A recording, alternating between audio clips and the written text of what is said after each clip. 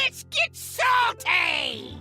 Everyone, Zeddy here again today with a brand new video, and I thought we would do a meta dive because we've had quite the turn of events since the last balance patch in Caverns of Time went live, and well, one class is taking over Hearthstone. One class is dominating, or at least is dominating two classes, but is the top across all ranks, across all three modes. We're gonna go into it, what's going on in Standard, Wild, and Twist. And as always, a friendly reminder, we have our giveaway going on for the Caverns of Time, where I'm giving away $150 worth of Caverns of Time packs, 3 different $50 winners. All you have to do to enter that giveaway, like and comment in the video description below.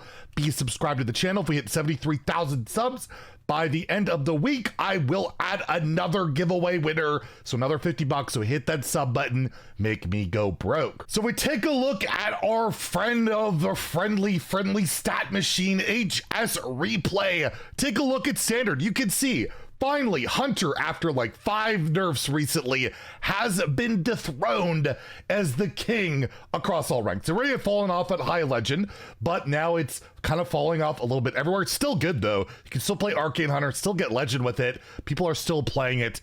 But yes, it is no longer the absolute nuts across all ranks. Warlock has taken that, but I will note, at least across all ranks, that every class is within 7% or so of each other, and it's funny to look at like Mage being dead last when the best deck in the game is Naga Mage, at least when played perfectly. According to the pros, Gabby finished rank 1 with it, won like every game, but he's Gabby, so you never know. But yeah, it's quite the win rates are pretty close, pretty tight, and Warlock, if you take a look at the High Legend meta, is not exactly near the top. The sample size is still pretty limited on top 1000 Legend, but you don't find like Thaddeus or Control Warlock down here because Mage is so prevalent. Mage is so popular at the higher ranks, particular Naga Mage and Rainbow Mage, which are both relatively high tier at the higher ranks.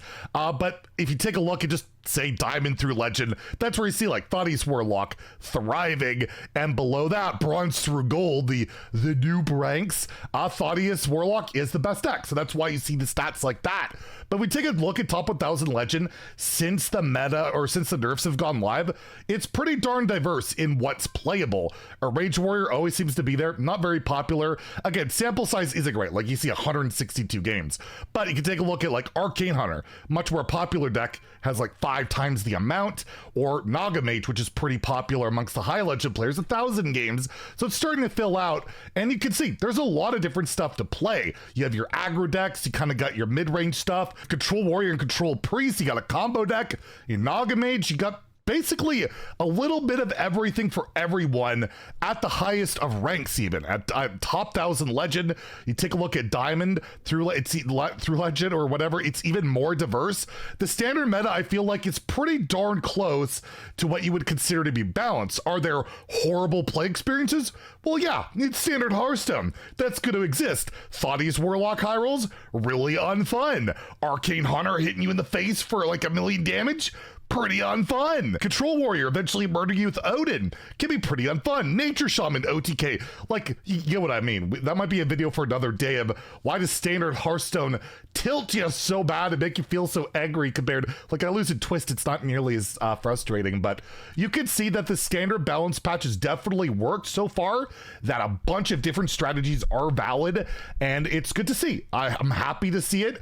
Again, a lot of the strategies like Mech Druid or Mech Rogue and Drum Druid are really high rolling and scammy. It's just the way cards are, and I mean, if you want to change that, a balance patch doesn't really change that. We got to have some design philosophy changes, so that's not what this video is about. We're doing the meta dive, and you can see that, yeah, a ton of stuff is playable.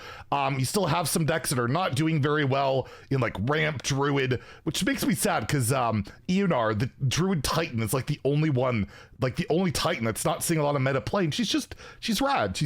I mean, I would just like to play my Diamond Eonar, I'm not gonna lie, but she's pretty cool. Really good card, it's just the support's not there.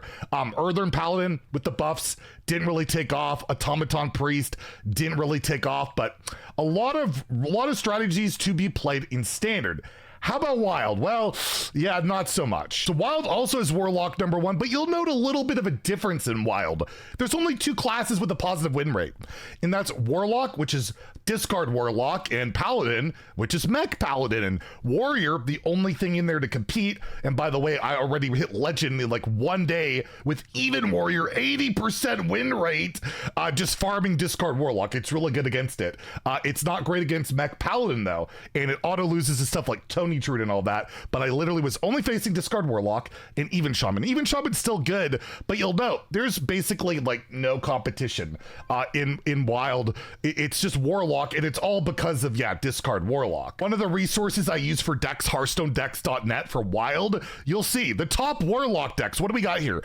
Discard Warlock, discard Warlock. We also have discard Warlock, discard Warlock, discard Warlock, discard Warlock, and ooh, a cute Warlock. How about that? But you'll even note it's all, even the cute Warlock is carried by the Chamber of Viscidus. This card is outright breaking the game in Wild. It is just so obscenely disgusting to play this that I'll just go screenshot. I think this is a Warlock opponent, either turn 7 or 8, was fatiguing already and hadn't even used all their Warlock location charges because he combined it with Malkazar's Imp, or if you're playing a Hand of Gul'dan, you're just going through your deck and yeah, it rips through. And in Wild, there's so many cards that are incentivized by discarding that it doesn't really miss. You're just going to hit good stuff. And with the Tiny Knight of Evil buff for some reason, and the Silverwell Golem buff for some reason, it's just a tier S deck in the moment in Wild, unless you're playing like a hard counter, like Even Warrior, which has Shield Shatter and Minefield and